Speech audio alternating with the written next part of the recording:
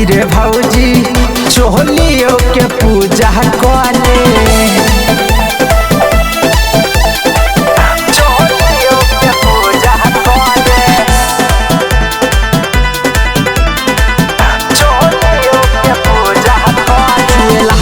ठोपे ठोपे पानी बढ़ल जाता हमारा परेशानी। जब कहरीले हम छेड़ा खानी तब कहरेला हुआ न कहानी। लहंगा से ठोपे ठोपे पानी बढ़ल जाता हमारा परेशानी। जब कहरीले हम छेड़ा खानी तब कहरेला हुआ न कहानी।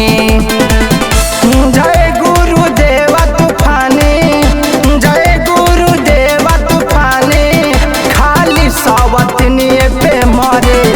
जरा के अगर बहती रे भौजी, जरा के अगर बहती रे जरा के अगर बहती रे भौजी जो बना के पूजा करे।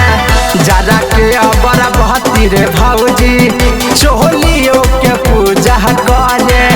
जरा के अगर बहती रे भौजी चोलियों के पूजा करे। मोहरत पुजारी मिलल कहाँ मनाही दूजा करे।